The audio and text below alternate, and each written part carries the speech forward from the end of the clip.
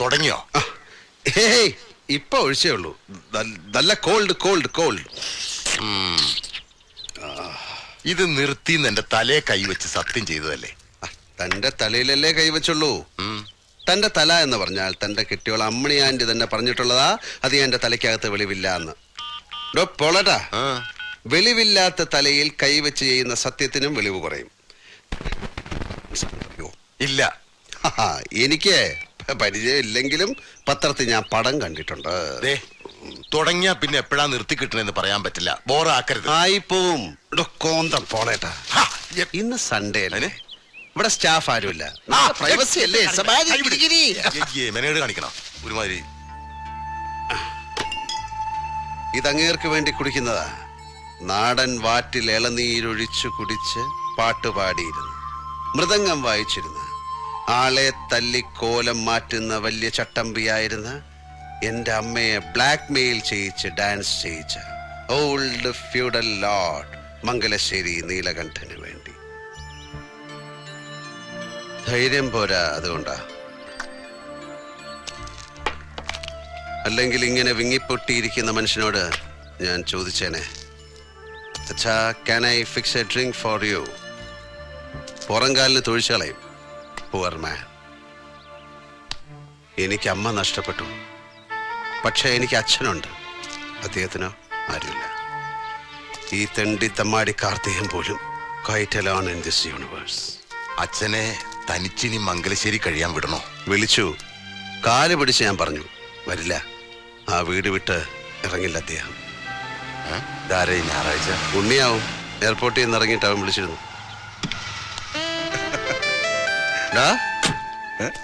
7 ദിവസത്തെ ദുബായ് ജീവിതം നീ ചീർത്ത് പന്നി. തീറ്റിയും കുടിയും സവാരി കിരികിരിയും കുളിയും തന്നെ ഒന്നും ഇല്ല മോനെ. ഒരു റഷ്യ മണം. റഷ്യയൊക്കെ ഔട്ട്. ഇപ്പൊ ലെബനീസ് ലൈനാ. അന്യായം അണ്ണാ, അന്യായം. ഈ അപരാധിച്ച കഥ നിർത്തിയിട്ട് പോയ കാര്യം എന്താന്ന് വെച്ചാ പറ. അത് പാണാശ്ശേരി നമ്പി. മണിയമ്പര പുരുഷോത്തമൻ കോല് വെച്ചു. കോൺട്രാക്ട് അവൻ പോക്കറ്റിലാക്കി. പുരുഷോത്തമൻ അറബിയും കൂടെ ഡിങ് ഡിങ്. പിമ്പ് ചന്ദ്രദാസൻ. നമ്മൾ ഇറക്കിയ ഇൻഷ്യൽ മണി 10 ലക്ഷം രൂപ ഗോൺ. ഈ പുരുഷോത്തമനൊന്ന് സ്റ്റാൻഡിൽ പിടിക്കേണ്ടി വരും. അവന്റെ ചുക്കാമണി ചെത്തി ഞാൻ കാക്കയ്ക്ക് എറിഞ്ഞു കൊടുക്കും. വരട്ടെ. മുൻകൂട്ടി അറിഞ്ഞിരുന്നെങ്കിൽ 50 ലക്ഷം കൈ വന്നപ്പോ നമ്മുടെ 10 ലക്ഷം ഞാൻ പിടിച്ചേനെ. ഗൗണ്ടറുടെ കേസ്.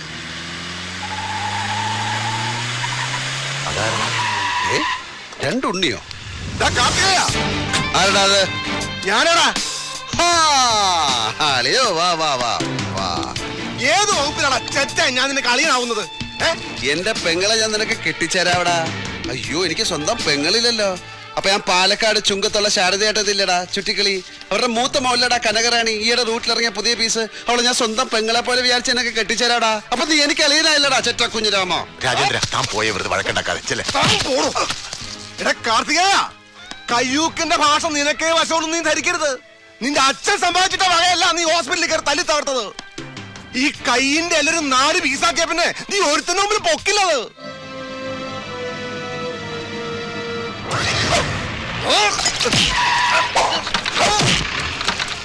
രാജേന്ദ്രൻ സാർ പൊയ്ക്കോളൂ. ഇത് നടേശനും പിള്ളേരെ നോക്കിക്കോളാം. നടേശ കൊല്ലണ്ട സാർ.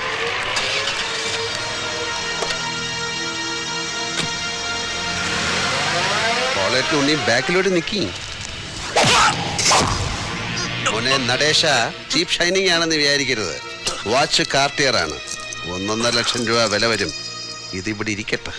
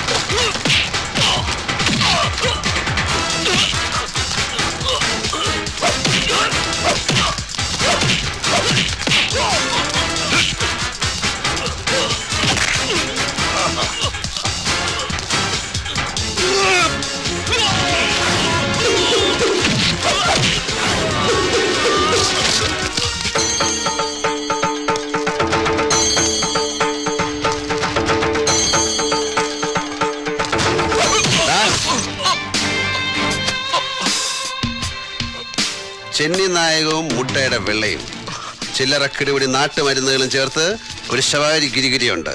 ചതവിന് ബെസ്റ്റ. വണ്ടിപ്പേട്ടയിലെ ഉണ്ണിരാം വൈദ്യർക്കറിയാം. വാതറ. അല്ലെങ്കിൽ നീ ഒരു ബ്ലാക്ക് കളർ ആടിനെ വാങ്ങിച്ച് 14 ദിവസം സൂപ്പ് വെച്ച് കുടി. തടി നല്ല കട്ടക്കിരുന്നാലേ നിനക്കും ആർണോൾഡ് ഷ്വാസ്നെഗറിനും ഒക്കെ ഫീൽഡിൽ പിടിച്ചു നിൽക്കാൻ പറ്റും.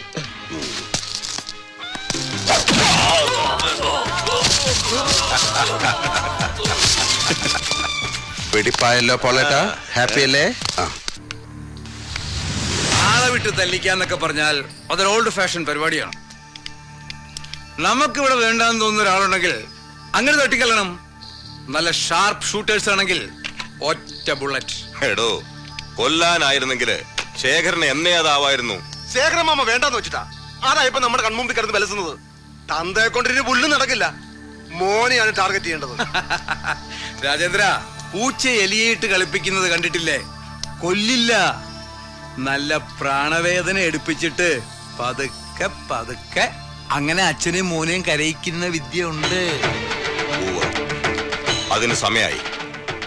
നാളെ വള്ളുവനാട് സെൻട്രൽ ബാങ്കിന്റെ ബോർഡ് മീറ്റിംഗ് വിളിച്ചു കൂട്ടണം. കടത്തിൽ മുങ്ങുന്ന ബാങ്കിനെ രക്ഷിക്കാൻ ചിലത് ചെയ്യണ്ടേ? വേണം. കിട്ടാക്കടങ്ങൾ തിരിച്ചെടുക്കണം. റീപേയിങ് കപ്പാസിറ്റി ഇല്ലാത്ത ക്ലയൻസിന്റെ ഈട് ജപ്തി ചെയ്ത് പണം വസൂലാക്കണം. എന്റെ കണ്ടീഷൻ നീലകണ്ഠന് മനസ്സിലായില്ലേ? ഒഫീഷ്യലി എനിക്കിപ്പോ ബാങ്കിൽ പവറൊന്നുമില്ല.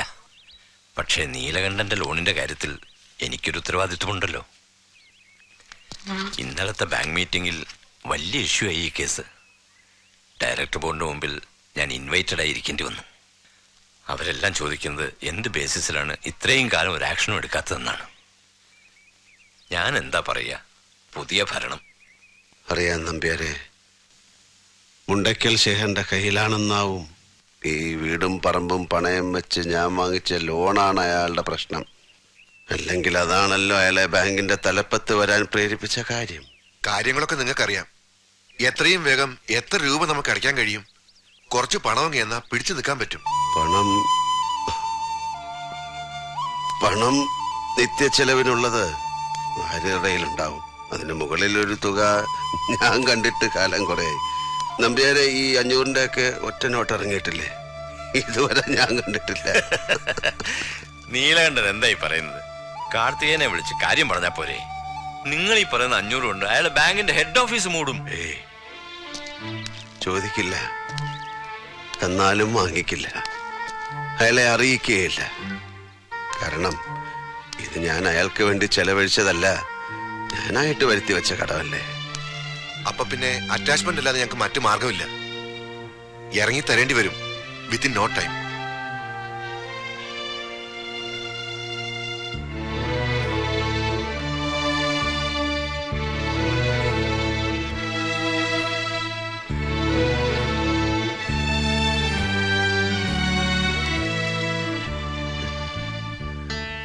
നമ്പ്യാരെ, പറമ്പിന്റെ തെക്ക് ഭാഗത്ത് എന്റെ ഭാര്യ സംസ്കരിച്ച മണ്ണ.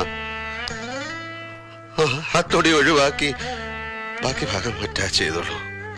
അവൾ ഉറങ്ങുന്നതിനടുത്തൊരു 6 അടി മണ്ണ് എനിക്ക് വേണം. അത് മതി. അത്രയെങ്കിലും ചെയ്യാൻ കഴിയില്ലേ നിങ്ങളുടെ ബാങ്കിന്? ഇല്ല, ആ പറമ്പും വീടെന്ന് പറഞ്ഞാൽ അത് മുഴുവൻ, അതിൽ നിന്ന് 1 സെന്റ് പോലും വിട്ടുകൊടുക്കാൻ പറ്റില്ല. ലോൺ എടുത്ത തുകയും ഇൻട്രസ്റ്റും കൂടെ കൂട്ടിയ ആ പ്രോപ്പർട്ടിയുടെ ഇപ്പോഴത്തെ മാർക്കറ്റ് റേറ്റിന് അത്രയും വരുന്നില്ല എന്നതാണ് സത്യം. ഒരാൾക്ക് മാത്രം ചില ഇളവുകൾ കൊടുക്കുന്നത് ന്യായമല്ല. സീബ്ര മാച്ച്, KPM ഇൻഡസ്ട്രീസ്, ഇവരെല്ലാം നമ്മൾ ഇതുപോലെ പിടിക്കാൻ പോവാ. ഇത് ബാങ്കിന്റെ നിലനിൽപ്പിന്റെ പ്രശ്നമാ. ഓടിയെടുത്ത് കടത്തി മുങ്ങി നിൽക്കുന്ന ബാങ്ക് രക്ഷപ്പെടണമോ എന്ന് മാത്രം ഡയറക്ടർ ബോർഡ് തീരുമാനിച്ചാൽ മതി. നമ്പ്യാരുടെ അപേക്ഷ പ്രകാരം നീലകണ്ഠന് കുറച്ചു ദിവസത്തെ അവധി കൊടുക്കാൻ നമ്മൾ തയ്യാറാണ്. പക്ഷെ അതുകൊണ്ട് കാര്യമില്ലെന്ന് അയാൾ തീർത്തു പറഞ്ഞല്ലോ. ഇതൊക്കെ തന്ത്രമല്ലേ? ആ വീടും പുരയിടും പറ്റാ എന്ത് കിട്ടും? അയാള് തലേന്ന് ഒഴിവാക്കാനുള്ള ശ്രമമാണ്. അയാളുടെ മോനെ അറിയില്ലേ, കാർത്തികേയൻ മോലാളി. അപ്പൊ പണമില്ലാത്ത അല്ലേ പ്രശ്നം? അപ്പൊ വീടും പറമ്പും അറ്റാച്ച് ചെയ്യാൻ തീരുമാനിച്ചു. അതെ. മരണം കാത്തു കഴിഞ്ഞ കാലത്ത് മുഴുവൻ പ്രാർത്ഥന താൻ ഉറങ്ങിക്കിടക്കുമ്പം മരിക്കണമെന്നായിരുന്നു. കഴിഞ്ഞില്ല. താൻ യാത്ര പോലും പറയാതെ പോവുകയും ചെയ്തു. ഇപ്പൊ താൻ ഉറങ്ങിക്കിടക്കുമ്പോ ഞാൻ യാത്ര പറയാ. പടിയിറങ്ങിയ നീലകണ്ഠൻ ഒരേ മണ്ണിൽ അലിഞ്ഞു ചേരാനുള്ള മോഹം കൊണ്ട് ഈ മണ്ണിന് വേണ്ടി കൈനീട്ടി കിട്ടിയില്ല. സാരമില്ലടോ,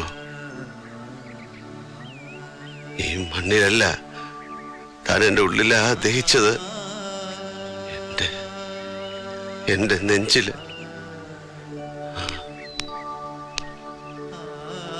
വരട്ടെടോ,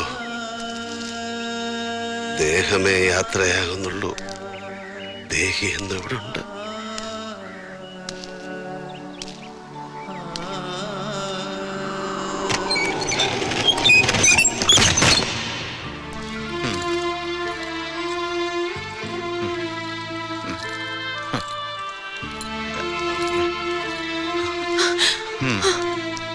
എവിടേക്കാ വരാമോ?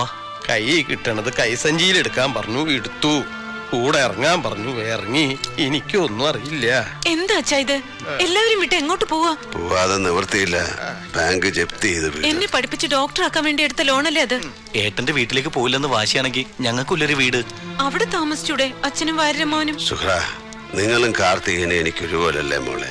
ആരോടും വാശിയില്ല. ഒരു യാത്രയ്ക്ക് സമയമായി, പോകുന്നു, അത്രേ ഉള്ളൂ.